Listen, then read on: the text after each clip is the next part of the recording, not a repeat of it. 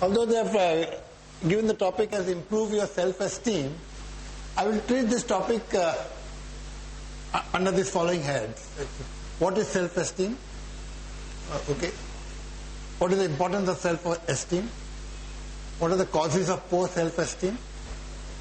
And what are the manifestations of poor self-esteem? And then what steps we can take to improve our self-esteem. Now the words we'll use will be self-esteem, self-concept, self-image. We'll use it as if they mean the same thing. Now this is not going to be it's not going to be a scholarly presentation.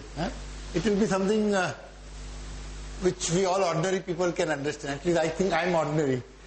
We all ordinary people can understand.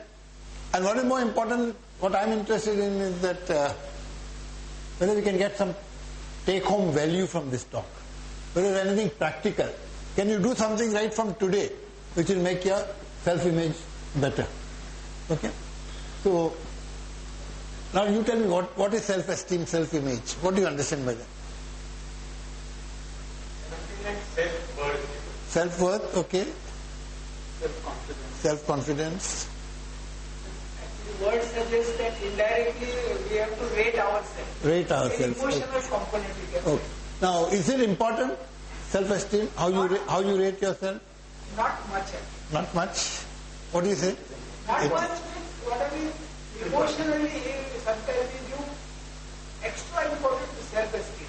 Somebody says something my self-esteem is low. Okay. Right. You accept yourself, you are good at yourself. No, if your self-esteem is high, you will not be affected by what the other person says. That's right. It's important. That's right. I think it's very important. Very important.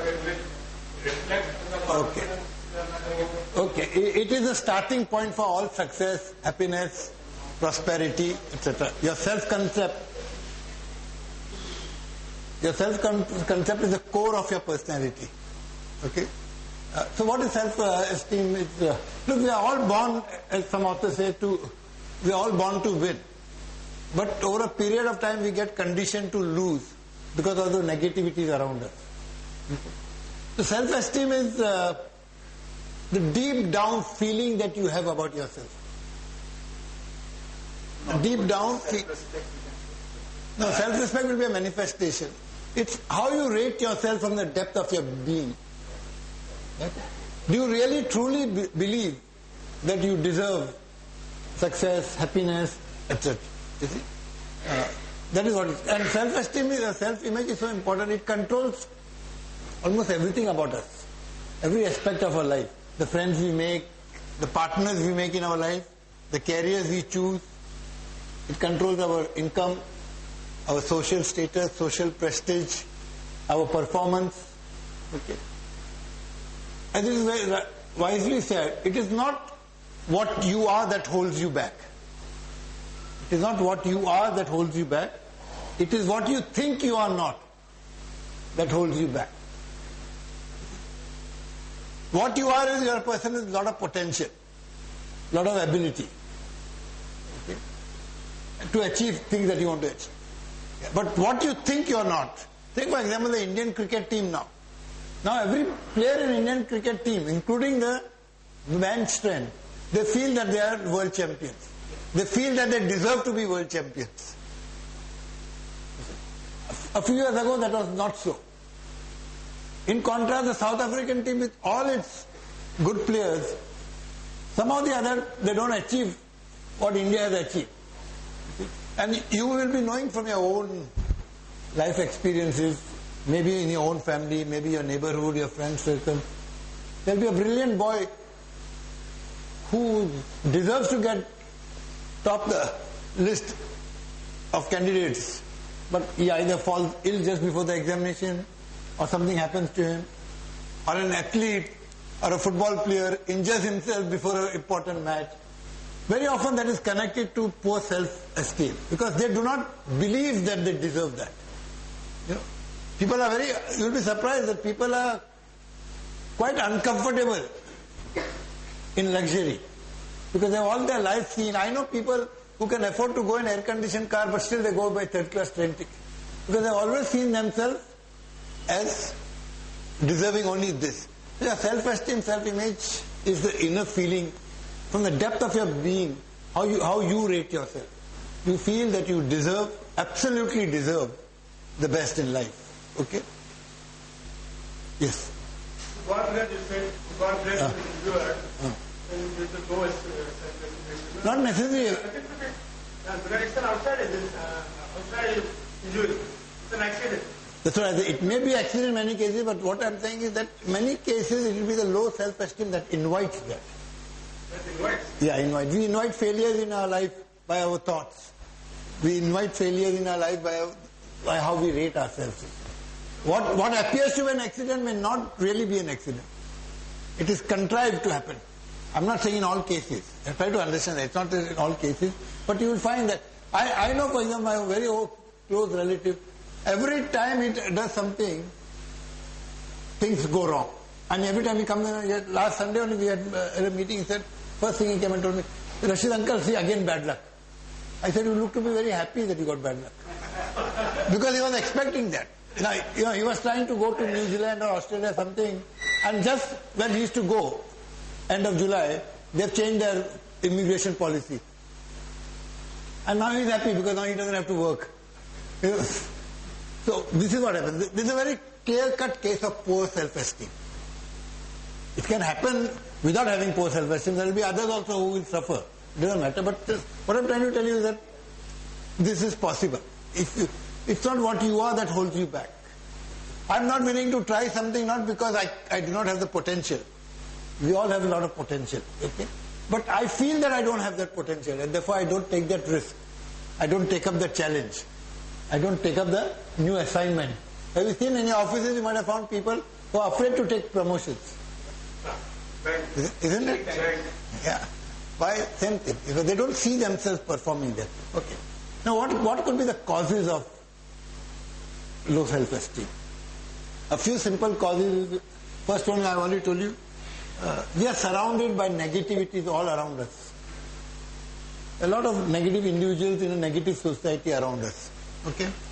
See, when we are born, we have nothing. We are born. Okay, and again, we are not getting into very esoteric and mystical things like rebirth, etc. and all that. I'm just talking very plain.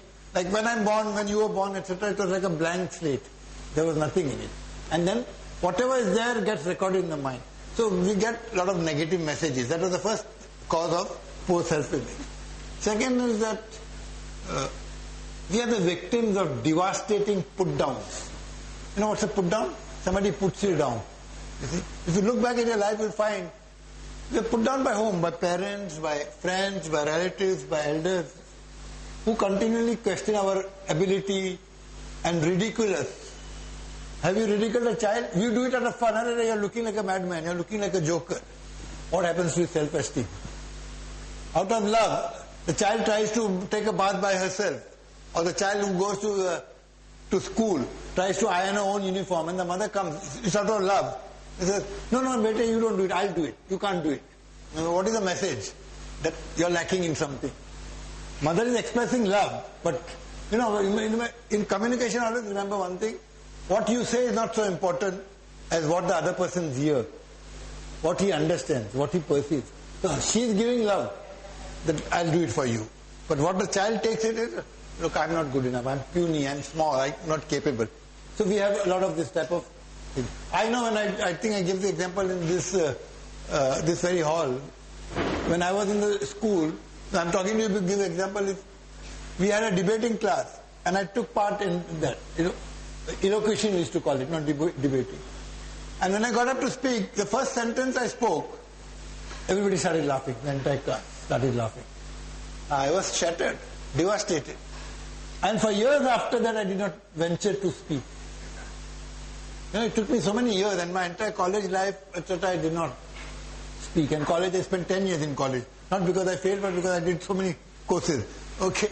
It's only when I started working, and since I wanted badly to do it, I said, let me try again. And then I joined a public speaking class, etc. But what I'm saying is that see the damage that is done to me because somebody ridicules me, somebody laughs at me. Okay, so that is another thing.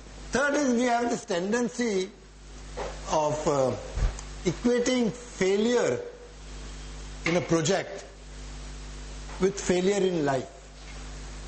What I mean to say, suppose I give a bad speech today. what will happen? It's only a bad speech I've given. Okay, that's an event. Today's talk was not so good, I didn't prepare well, or whatever it may be. But if I go home and tell myself, I'm a failure as a speaker, I don't know how to speak, I cannot speak. Now what happens is I'm condemning myself. Okay. So we tend to equate the two. It's not that. Sachin Tendulkar makes 0, that doesn't mean he's a bad batsman. He's the best batsman in the world, but he still makes 0 sometimes. He sometimes stupidly gets run out also.